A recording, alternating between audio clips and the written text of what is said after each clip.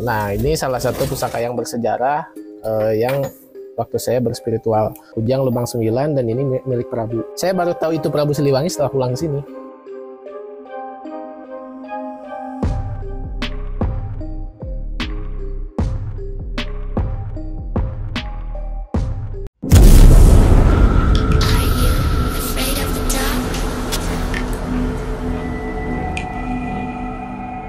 Nah, ini salah satu pusaka yang bersejarah yang waktu saya berspiritual. Ini waktu saya dapat kujang ini tuh dia tidak ada warangka. Jadi ini di warangka baru ya. Oke. Nah, ini kujang ini Wow. kujang ini dia berlubang 9. Saya dapat ini di Sancang.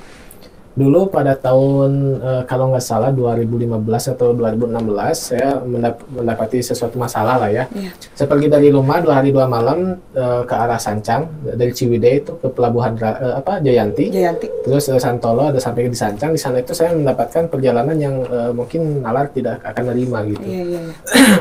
Jadi di Sancang itu ada yang belokan ke kanan kalau dari sini, tapi kan Sancang itu ke kiri ke arah laut. Ini mah ke arah kanan ada warung di sana. Dan ketika saya di warung di sana tuh saya ikut ke air itu kalau ini tuh pukul 4:30-5 sore lah. Ikut ke warung dan ke air ke belakang. Ketika ke belakang itu saya kayak masuk ke dimensi yang berbeda. Beda. Karena itu kan terang ya Kak Fani. Iya. Ketika saya masuk ke sana dia itu jadi gelap. Aduh. Dalam perjalanan itu saya merasakan berminggu-minggu tuh sampai makan pun yang seadanya di hutan kayak gitu-gitu. Sampai saya menemukan satu buah gerbang. Jadi kayak bukan gerbang keraton tapi gerbang selamat datang. Kayak kabupaten, Iya. tapi tinggi gede gitu, ada gerbangnya. Terus di situ ada 3 makhluk, itu macan 3 ya, yang putih, yang loreng, sama yang hitam. Itu macan gede. Dia duduknya aja sama-sama kedatonnya itu yang atas dia sepantar gitu. Sejajarin. Saya lihatnya agak jauh, nggak mendekat karena takut. Ya iyalah. Nggak tahu saya nggak bisa berdiri waktu itu. Jadi gini aja, kalaupun maju ke depan saya harus ngorondang tuh. Iya. Nah setelah itu ada satu orang yang memakai kuda, dia kudanya terbang di atas kedaton tersebut. Oke. Nah, dia terbang, naik kuda, cuman lihat doang sampai senyum, cuma gitu aja ke bawah. Cuma dia senyumannya dia pakai melati ke sini dan mahkota gitu.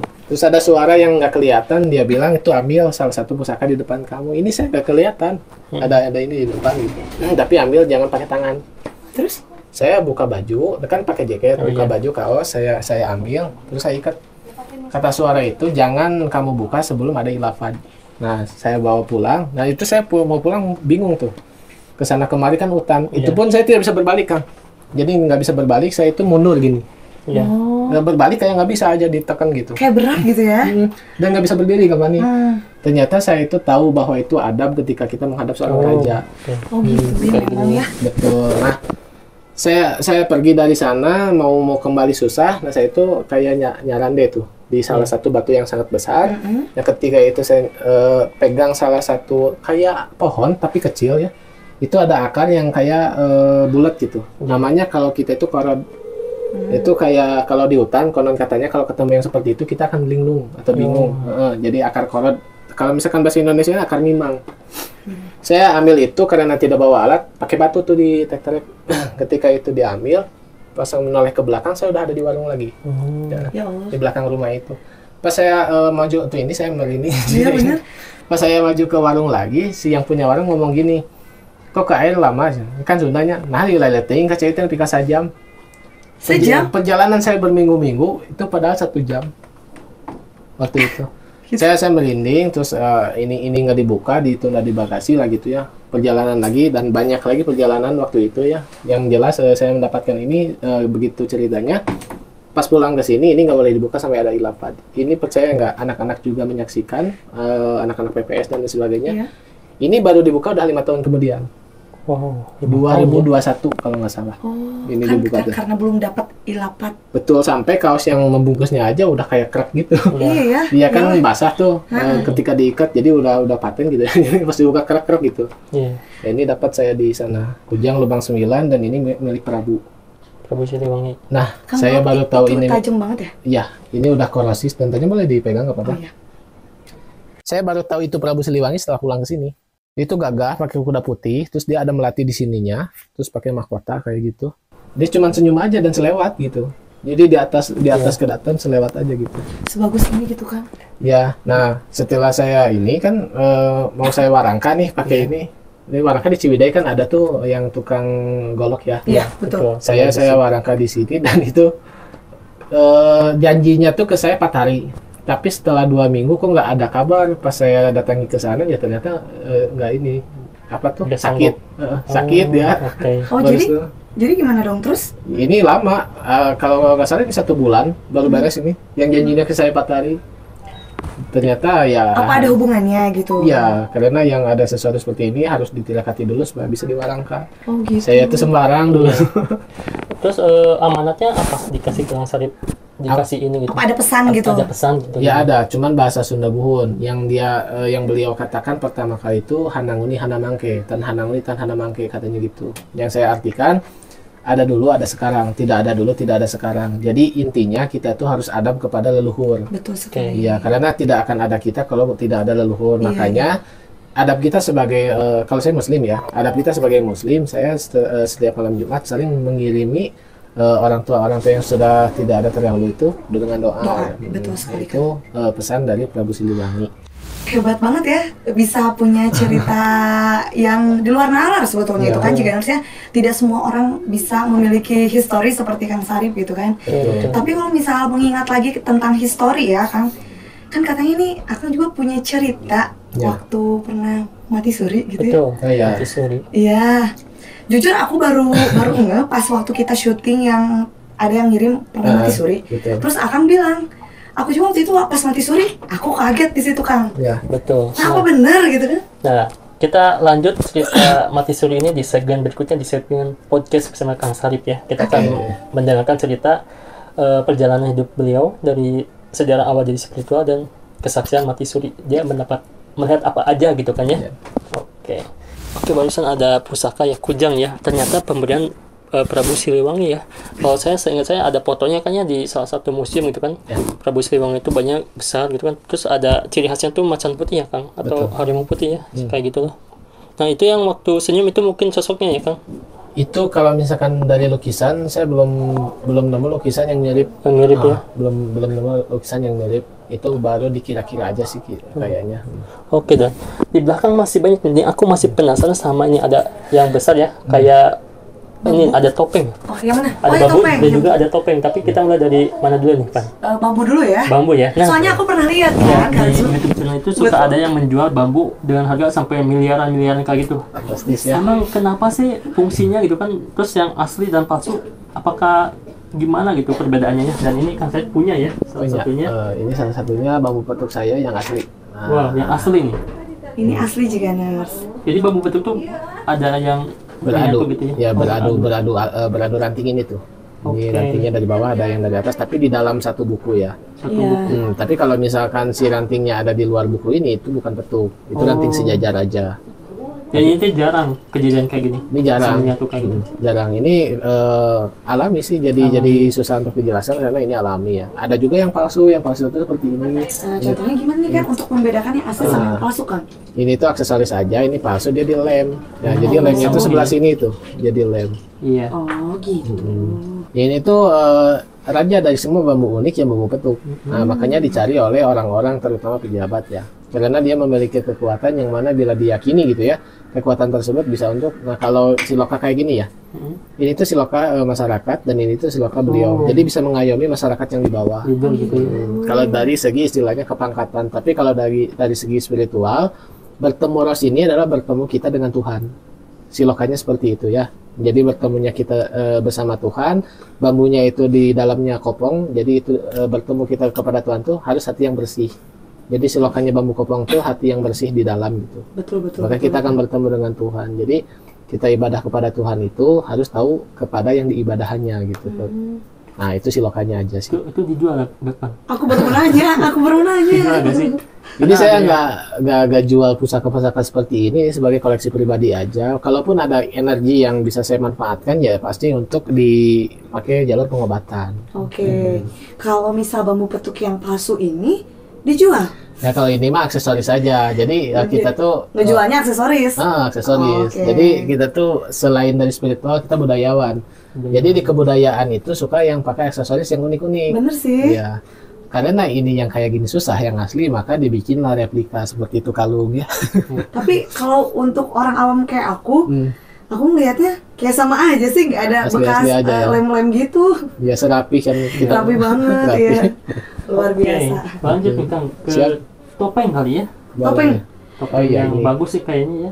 Apakah ini beli di toko oren lagi? Apakah beli toko oren atau dapat gitu sesuatu ya? Ini topeng ya perjalanan panjang sih ini ya, tapi kan saya coba singkat. Dulu kalau nggak salah waktu tahun 2011-2012 saya mengalami sebuah perjalanan astral, kemana perjalanan itu saya masuk ke dunia yang mana itu lagi perang antara Muslim dan Kristen. Oke. Tapi saya diam di kubu yang non Muslim dan rajanya itu selalu pakai topeng.